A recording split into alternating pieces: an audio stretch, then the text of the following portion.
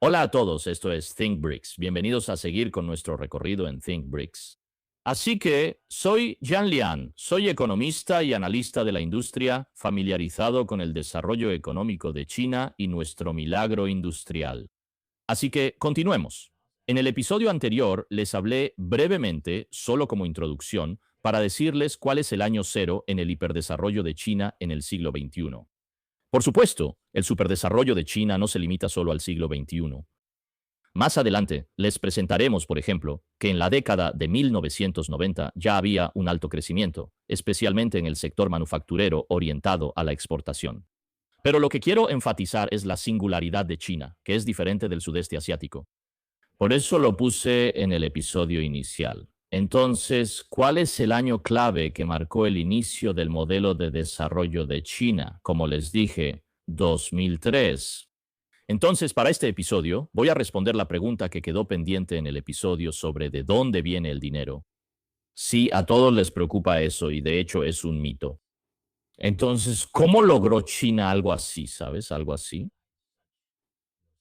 Primero, incluyendo una infraestructura de altísima calidad a nivel nacional y al mismo tiempo una gran capacidad productiva. Eso es un aumento de 3, 4 veces o incluso en algunos sectores más de 20 veces en menos de 10 años. ¿Cómo logró esto China? Así que este es el tema económico más interesante y fantástico, ya sabes, los problemas o desafíos económicos que todos en el mundo quieren conocer. Así que ahora puedo decirte la respuesta en este programa. Así que primero tengo que rechazar algunas respuestas, o mejor dicho, decir que están equivocadas. ¿Cuál respuesta está equivocada? La respuesta equivocada es esa. Por ejemplo, quiero decir, algunos extranjeros, y no solo extranjeros, incluso algunos jóvenes chinos que no tienen noción de la estructura monetaria moderna y también la historia económica moderna de China. Ellos dirán que China gana dinero del extranjero. Ganamos, o sea, exportamos algo. China tiene un enorme superávit comercial o, ya sabes, un superávit en la balanza internacional. Y um, eh, últimamente la gente está diciendo que, bueno, China puso su dinero. Quiero decir, en realidad eso es en forma de moneda extranjera, usualmente en dólares estadounidenses, y lo puso en la región occidental de China, por ejemplo, la provincia de Guizhou, una zona montañosa donde mencioné que hay muchos puentes. Entonces, China gana el dinero en el extranjero y lo gasta. Parece que, como él dijo, parece que mientras más dinero se gasta, el dinero desaparece. Y entonces, así que estos son niveles de acumulación la- la, eh, de las ganancias extranjeras de China. Así que no lo desperdiciamos, ya sabes, lo almacenamos en el oeste de China en forma de puentes. Bien, esta respuesta está mal, sin mencionar que lógicamente tiene muchas contradicciones. Bien, todos dicen que China tiene unas enormes reservas internacionales y que esas reservas internacionales está en forma de, quiero decir, a veces en bonos del tesoro del gobierno de Estados Unidos. Incluso cuando algunos economistas acusan a China, dicen que China está ahorrando a pesar de tener bajos ingresos y bajas tasas de interés. Por ejemplo, especialmente a principios del siglo XXI, la tasa de interés en Estados Unidos era muy baja. Así que China almacena el valor que obtiene del comercio exterior y lo guarda en bonos del gobierno de Estados Unidos. Así que eso es, ya sabes, puedes ver la contradicción lógica. Entonces, la respuesta es que el dinero utilizado para construir la infraestructura de China dentro de China no tiene nada que ver. Lógicamente no tiene nada que ver con los ingresos del exterior procedentes del superávit comercial o del superávit de cuenta corriente. No, no está relacionado en absoluto. Con respecto a este dinero, déjame darte una respuesta impactante. Fue creado artificialmente, fue creado de la nada. Sí, en teoría.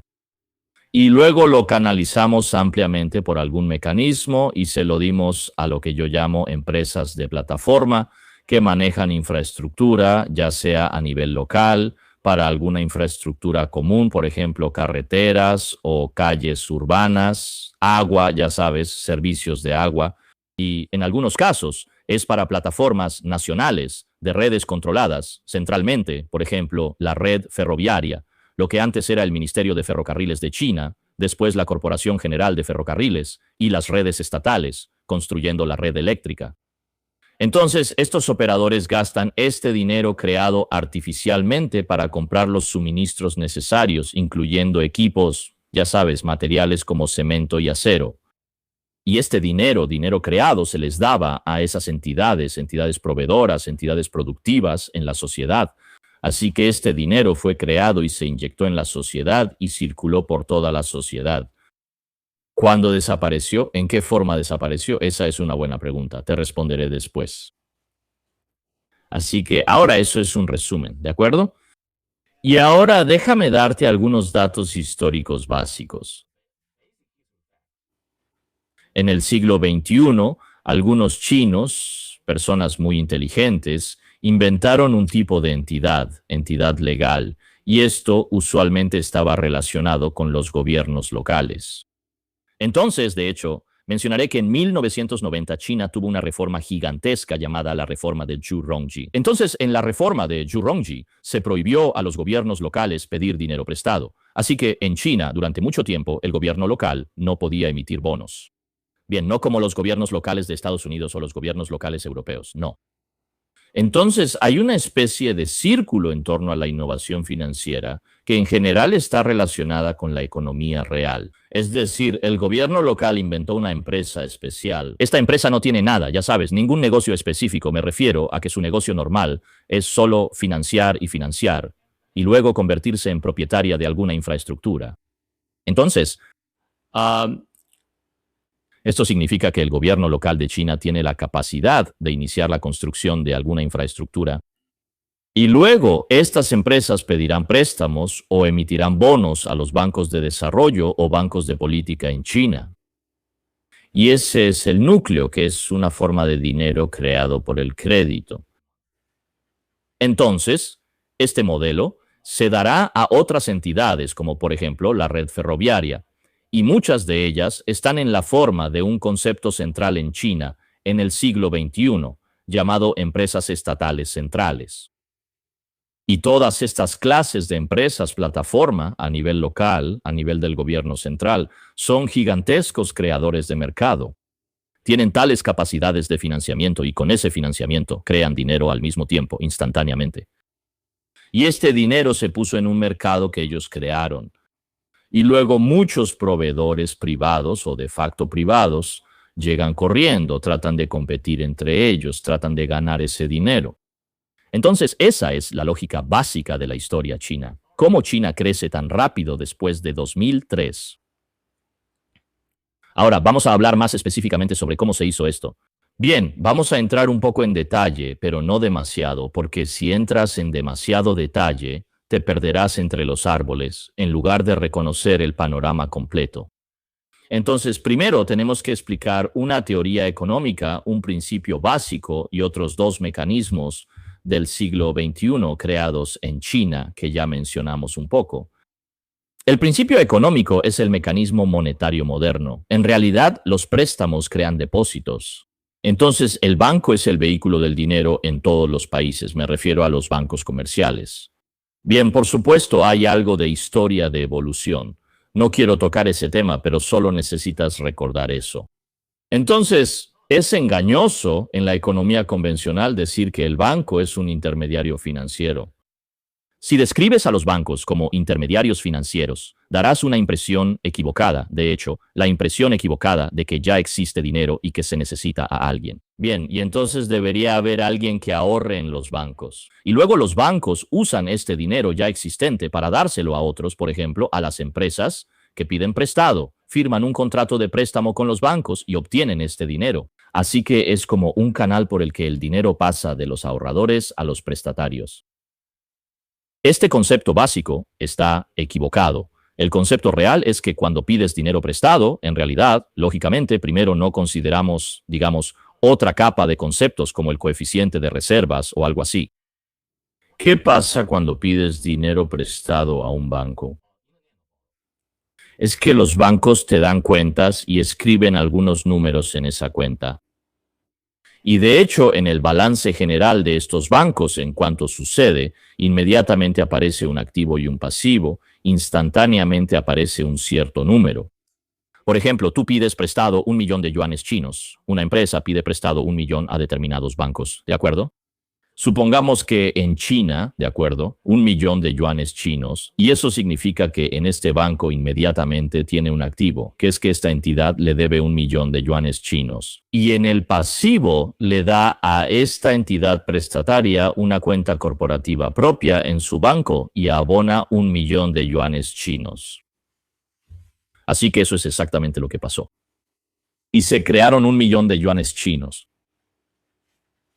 Así que ese es el hecho verdadero, que en realidad puedes aprender más sobre este hecho a través de cada vez más materiales reveladores, incluyendo trabajos y videos en YouTube. E incluso puedes leerlo en el Banco de Inglaterra, que es un banco central occidental. La distribución es así. Y así es como China hizo esto. Por supuesto mencionarás la gestión del banco. Ese es otro tema. El banco necesita ser prudente porque sabes, es muy interesante que el banco sea el portador del dinero moderno, pero en realidad esto también le genera cierta presión porque la gente puede reclamar ese dinero y retirarlo. Así que él tiene que ofrecérselos en forma de liquidez, por ejemplo, efectivo o cualquier tipo de, ya sabes, reservas del Banco Central. Eso ya es un tema técnico más detallado, no vamos a entrar en eso. Y también, por cierto, debería mencionar que el concepto o la ganancia de dinero de los bancos, que en sí mismo es un vehículo del dinero moderno, es muy diferente, fundamentalmente diferente de una empresa común. Tienes que saber eso, así que no hay ningún tipo de, ya sabes, estado de resultados habitual para los bancos. No tiene, por ejemplo, ese tipo de flujo de efectivo. Los ingresos reales en realidad están en la forma de engrosar el capital de un banco comercial o la reducción de pasivos. Me refiero, por ejemplo, a su depósito. Así que él no necesita tener, ya sabes, otra cuenta bancaria y que el dinero llegue a su cuenta en otro banco. No. Por supuesto, para un pago interbancario necesitas algún tipo de cuenta corresponsal, pero ese es otro concepto, no es realmente de lo que estamos hablando. Así que solo recuerda esto. Los préstamos crean depósitos y el préstamo crea los números en las cuentas bancarias o el comportamiento del préstamo. O puedes decirlo de una manera más académica, comportamiento crediticio, creación de dinero a través del crédito. Bien, así que esta es la primera doctrina económica. En segundo lugar, como mencioné un poco, China inventó el concepto de una empresa plataforma en el siglo XXI. Como dije, en realidad hay dos tipos de empresas de plataforma. La primera, que es muy dominante, es el vehículo de financiamiento del gobierno local o LGFV. Y en realidad es un vehículo económico de todos los gobiernos locales chinos. Y en el siglo XXI, los gobiernos locales chinos son la fuerza motriz económica más importante o el actor más activo en la economía de todo el sistema chino. Y además, por cierto, también son propietarios de gran parte de la infraestructura, especialmente la local, la relativamente local. La otra, como dije, suele ser una red de entidades que normalmente son propiedad del gobierno central. Como el ejemplo más típico es la red ferroviaria en China y la red eléctrica estatal. Y también a veces una estación de generación de energía. Así que estas son las empresas plataforma de infraestructura de alcance nacional más típicas. El segundo mecanismo, por así decirlo, que se creó en China a principios de los años 2000 es que creamos una especie de mercado de bonos en yuanes chinos. Y como digo, cuando los bancos compran bonos, recuerden, deben ser bancos comerciales o bancos de desarrollo los que compren bonos. Por supuesto que el Banco Central compre bonos también es lo mismo, pero no es el comportamiento más habitual. Equivale a un préstamo de los bancos y el préstamo crea dinero. Y cuando el banco compra bonos, también crea dinero. Y lo que sucede en China es un poco diferente de lo que pasa en Estados Unidos, porque en Estados Unidos normalmente son fondos, ya sabes, fondos de inversión, pero los fondos están comprando y vendiendo bonos. Por supuesto, en Estados Unidos inventaron dinero en otras formas de apalancamiento puramente privado. Así que en China normalmente es a través del Estado. Y en China la mayoría de las entidades que emiten bonos son entidades de infraestructura. Y la mayoría de los compradores o inversionistas de estos bonos son bancos comerciales y bancos de desarrollo. Entonces ves la estructura, ¿de acuerdo? Así que la magia monetaria es así, como digo, la banca de desarrollo. La banca de desarrollo es el jugador más activo en el desarrollo de China, especialmente en el proceso de desarrollo súper rápido en el siglo XXI. Por supuesto, muchas personas pueden argumentar, y yo también sé que la banca de desarrollo, por ejemplo, el Banco de Desarrollo de China y el Banco de Exportación e Importación de China y el Banco de Desarrollo Agrícola de China. Por supuesto, el Banco de Desarrollo de China es el jugador más grande.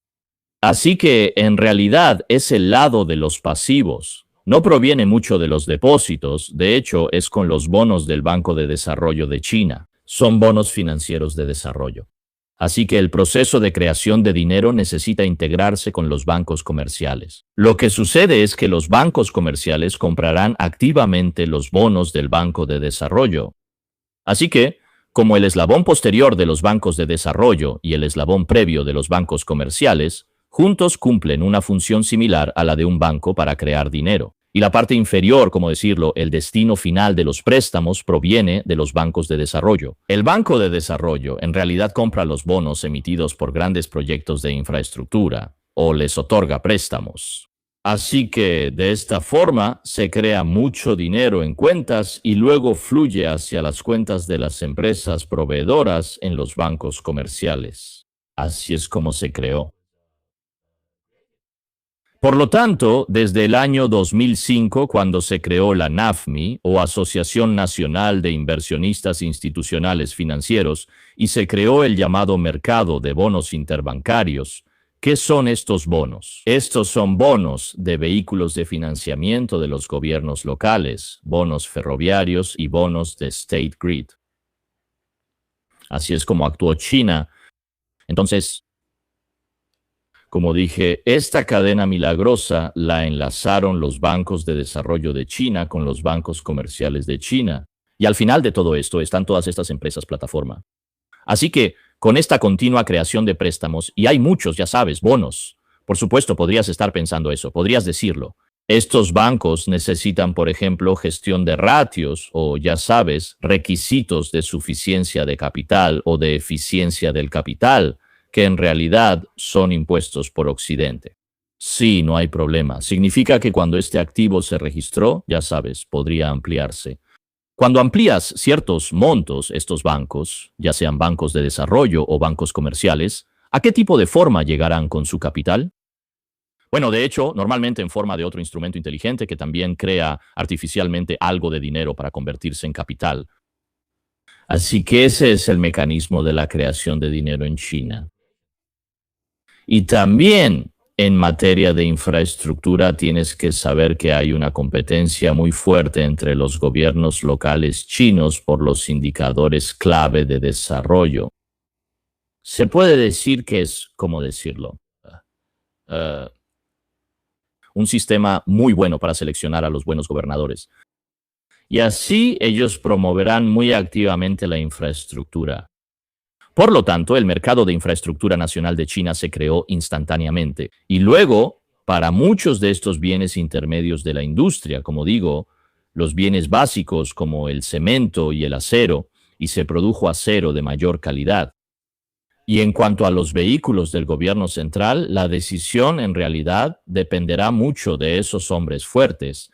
Me refiero a los hombres fuertes a nivel de empresa, que durante bastante tiempo gobernaron estas empresas estatales chinas, por ejemplo, los ferrocarriles y State Grid. Y también al mismo tiempo presta atención a eso, los productores chinos. Me refiero a los proveedores de estos bienes industriales, ¿no? Su competencia es feroz. No es una economía de mando soviética, es una economía de mercado completa, muy completa. Así que, aunque por su régimen de propiedad, estas empresas pueden ser, ya sabes, propiedad de gobiernos locales o, en muy pocos casos, empresas propiedad del Estado central, pero la mayoría de ellas son empresas privadas. Y el número en realidad es mayor que el de los proveedores en Europa y América. Así que esto lleva a una competencia muy fuerte. Y así, con esta competencia de infraestructura de propiedad pública, competencia de construcción y creación de dinero, estos proveedores privados de facto terminan ganando dinero. Así que en China es como un círculo muy positivo y que evoluciona muy rápido. Así que da lugar a la combinación más grande, más rápida y más progresiva de estos sectores económicos. Y por lo tanto, esto provoca el hiperdesarrollo de China. Y además, puedes predecir que normalmente, con este gran estímulo para el proveedor, la competencia es tan feroz que no hay inflación en China. De hecho, en China, estos bienes industriales, el precio siempre se mantiene estable o incluso, ya sabes, disminuye gradualmente. Así que en China hay una especie de presión deflacionaria. Ese es el secreto de cómo China logró una tasa de crecimiento económico súper rápida y también casi nada de inflación durante casi 2 décadas. Es una especie de milagro económico. Y ahora he descrito la lógica básica de este sistema. Ahora vienen otros efectos derivados porque este sistema no, ya sabes, se detuvo en este punto. Ha seguido acumulando efectos. Por ejemplo, una de las infraestructuras más importantes es la infraestructura de red. Y las redes naturalmente tienen naturaleza de red, y esta naturaleza de red reducirá los costos para la sociedad. Y en ciertos momentos generarán nuevas demandas. Por ejemplo, si la red de transporte está lo suficientemente desarrollada, entonces en China el consumidor desarrollará un nuevo gusto. Por ejemplo, si es posible transportar verduras desde el suroeste de China, que es muy cálido y tiene un clima muy favorable para cultivar verduras. A los chinos les encanta comer verduras. Y estas verduras serán transportadas incluso por la red ferroviaria de alta velocidad hasta las ciudades del norte. Así que significa que habrá algo nuevo. Nuevas rondas de división del trabajo, por supuesto. Este tipo de división del trabajo promoverá la eficiencia al reubicar la industria para optimizarla y así aumentar la eficiencia. Así que hoy, el suroeste de China se ha convertido en una nueva base de cultivo de vegetales. Y además, si la red eléctrica de China, quiero decir, si se desarrolló y es tan fuerte, entonces podría proporcionar una garantía sólida para la red de telecomunicaciones. Entonces, ¿por qué la red de telecomunicaciones de China pudo desarrollarse tan fácilmente? Porque hay que saber que la red móvil de telecomunicaciones consume mucha energía, ya sea desde 2G, 4G o 5G. El 5G consume muchísima energía. Sin suficiente suministro de electricidad, las compañías de telecomunicaciones no pueden realizar el trabajo de construir una red de telecomunicaciones. No. Así es como la red de telecomunicaciones de China es tan buena, tan perfecta. Incluso puedes obtener señal en una remota meseta tibetana, en un área donde solo hay miles de personas. Así es como China logró esto. Y también hay otro efecto secundario, que esta infraestructura generará repetidamente demanda de modernización y de nuevos suministros de materiales industriales. Por ejemplo, cuando se aumenta el voltaje para la transmisión de electricidad, después de 2005 China lanza una estrategia de red de ultra alta tensión. Y esto genera una demanda especial de equipos. Así que China, entonces, como país en su conjunto y desde un nivel macro, por ejemplo, para el comandante de nuestra red eléctrica estatal, hasta el nivel bajo, hasta el nivel básico. De esas empresas, Runner, incluso los trabajadores, los ingenieros, tienen un fuerte incentivo para hacer este trabajo. Eso es para lograr que los equipos fabricados en China realmente satisfagan esa demanda técnica. Y lo mismo aplica para el ferrocarril de alta velocidad, porque el ferrocarril de alta velocidad, en muchos casos, realmente necesita que todo el ferrocarril se construya sobre puentes y viaductos. Y estos puentes terrestres requieren que el cemento sea muy estable entre el verano y el invierno. No puede pasar que en verano, con el calor, eso se vuelva muy peligroso. Así que eso significa que podría haber demandas de mejora para el cemento.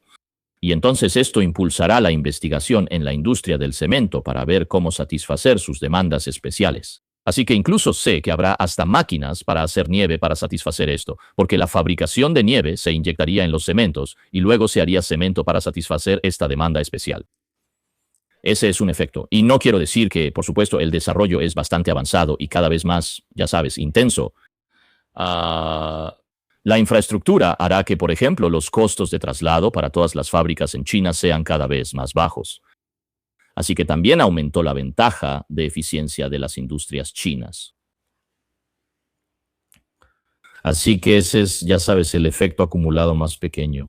¿Cuál es el resultado? El resultado, déjame darte solo un pequeño ejemplo que seguramente conoces. Por ejemplo, yo en el último episodio mencioné el acero inoxidable, que es un acero especial y un acero especial muy común, pero es muy importante. Y China hoy en día tenemos una capacidad de 60 millones, 6 millones de toneladas de capacidad. ¿Y cuál es la capacidad en Rusia? Puedo decirte antes de 2024 medido por el laminado en frío, que es la etapa final de la fabricación de acero inoxidable. Toda Rusia, su capacidad es de alrededor de 100.000 y luego en Rusia quieren reconstruirla porque hasta 2022 Rusia quería reindustrializarse. Tienen una capacidad anual de 300.000 toneladas. Primero, solo completaron el laminado en frío. Todavía les falta la parte superior de la cadena, el laminado en caliente y, ya sabes, la fabricación de acero. Así que la capacidad de China es incluso, quiero decir, 200 veces la de Rusia. Y para el acero, no solo el acero inoxidable, en algunos pueblos del norte de China, en la provincia de Hebei, hasta donde sé, uno de los ejemplos típicos es un pueblo, un pequeño pueblo. Tiene quizás 5 aldeas y cada una de las aldeas, 3 de estas 5 aldeas, cada una de ellas tiene una instalación de laminación en frío de 1 millón de toneladas de acero, que es una instalación de laminación en frío de 1 millón de toneladas de acero inoxidable, supera a toda Rusia. Así que ese es el resultado de China. Así que con esta capacidad industrial súper fuerte, naturalmente, los chinos tendrán es una vida cómoda, de hecho. Eso significa que el ingreso de la gente en China, quiero decir, al tipo de cambio nominal, no es alto. Podrías imaginarlo con México, incluso más bajo con los países de Centroamérica. Pero la calidad es mucho, tal vez decenas de veces más alta que en esos países. Así que es una sociedad de precios bajos. Alta, baja sorpresa, vida de alta calidad y alta comodidad. Así que eso es lo que estos invitados extranjeros, quiero decir, los visitantes extranjeros, experimentan al venir a China después de 2023, cuando China abrió la exención de vis a muchos de esos ciudadanos extranjeros.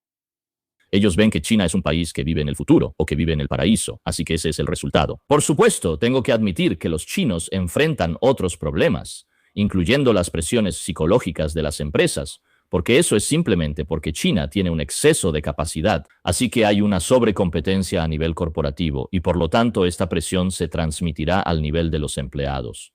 Pero en general, todos los chinos tenemos que admitir que estamos satisfechos con el entorno, me refiero al entorno económico y al suministro diario de bienes para nosotros. Así que ese es en realidad el secreto del desarrollo de China. Y puede que alguien preste atención a eso. La narrativa aquí se trata principalmente de las finanzas, pero estas finanzas no se trata de finanzas especulativas. Así que es un mecanismo de creación de dinero. Naturalmente es un mecanismo financiero, pero cada yuan chino creado a partir de este mecanismo se puso en circulación, en la circulación de la economía real, no en un mercado financiero especulativo ficticio. Por supuesto, tengo que admitir por qué en China surgió tal mecanismo a principios del siglo XXI. Eso está estrechamente relacionado con otro tema, del que quizá dedique otro episodio especial a hablar. Se trata de la urbanización y naturalmente llevará al desarrollo inmobiliario, que juega un papel muy importante en la economía china en el siglo XXI. Sí, así que el gobierno local, las ciudades, ¿por qué se atreven a endeudarse mucho con los bancos de desarrollo? Uno de sus planes también es, tengo que admitirlo, esperar que con la mejora de la infraestructura, el valor de la tierra en esta ciudad aumente. Así que eso es, le hemos dado un nombre especial en China llamado el mecanismo de financiamiento de la tierra. Y como les dije, les voy a contar que después de la reforma de 1990, los gobiernos locales carecen de ingresos directos. Así que en forma de ingresos fiscales, porque la mayor parte de los ingresos fiscales van al Banco Central, y entonces el gobierno local tiene un fuerte incentivo para desarrollar otros ingresos que no sean fiscales. Y administrar sus ciudades y competir para construir infraestructuras es una de las formas en que lo hacen. Así que el auge de la infraestructura, de hecho, está relacionado con el proceso de urbanización en China, lo admito. Y también para este desarrollo inmobiliario, incluyendo el desarrollo de bienes raíces residenciales y comerciales, en toda la cadena industrial. Hay múltiples etapas que se convierten en supergrandes máquinas de creación de dinero, lo que también implica mucho crédito. Por eso, junto con el mecanismo de préstamos para infraestructura, la oferta monetaria M2 de China, me refiero a la oferta de dinero, aumentó tanto en los 20 años completos del siglo XXI. Básicamente, la oferta monetaria de China desde el año 2000 hasta 2020 aumentó, según recuerdo, unas 15 veces. Pero muchos de los productos industriales chinos son mucho más baratos en el año 2020 que en 2000. Así que ese es el resultado neto del mecanismo chino. Y para este sector inmobiliario de China, sí, traerán algunos problemas sociales y los gobernantes chinos, particularmente el líder nacional Xi Jinping, cuando llegó al poder en 2012, empezó a frenar esto. Y él tiene un dicho muy famoso, ¿no? Una política muy conocida llamada la vivienda es para vivir, no para especular en 2016. Y finalmente este sector, como sabes, puedes ver que colapsó después de 2021 y de manera muy milagrosa, diferente a Japón en los años 90, debido a la gran capacidad de China para gobernar, que continuó construyendo infraestructura para sostener la oferta monetaria. Y también, como sabes, la madurez de nuestro sector de alta tecnología, incluyendo los vehículos eléctricos y otros sectores de manufactura de la economía real, es donde la política actual del gobierno chino está enfocada. En general, sentimos un vacío debido a la desaparición del sector inmobiliario. Así que lo detallaré cuando cuente las historias de desarrollo de China después de 2020. Así que resumamos los mecanismos centrales del hiperdesarrollo de la China contemporánea. Es decir, China implementó todo tipo de infraestructura estatal y de propiedad estatal, compañías plataforma, entidades, y a través de políticas y préstamos de bancos gubernamentales, crearon dinero o compraron los bonos de estas compañías plataforma. Así se da cuenta de la creación de dinero. Y juntos, ese banco comercial chino y los bancos de desarrollo se unen para crear y completar toda la cadena completa de esta creación de dinero doméstico en China. Y luego el KPI, eso significa el PIB y otros indicadores de desarrollo, la competencia entre los funcionarios, cada funcionario busca un ascenso. Así que el KPI clave es este. Ellos inician esta feroz competencia entre gobiernos locales. Este es un concepto muy famoso a principios del siglo XXI. Y esto crea una demanda muy fuerte y de rápido crecimiento, incluyendo en proyectos de infraestructura.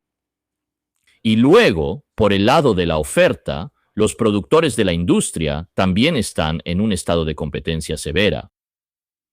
Así que estaban vinculados entre sí y la demanda impulsa un crecimiento muy rápido de la capacidad de la industria. Así que hay otra ronda de inversión en la capacidad de la industria y el crecimiento de su capacidad es incluso más rápido que el crecimiento del mercado. Por eso, en China suele haber deflación, no inflación. Y además, este mecanismo también ha acumulado un efecto de red y también incentiva la mejora de calidad de estos insumos industriales, de estos bienes industriales. Así que esto impulsa a China a desarrollar el sistema industrial de mayor escala, de mejor calidad, más competitivo y súper eficiente.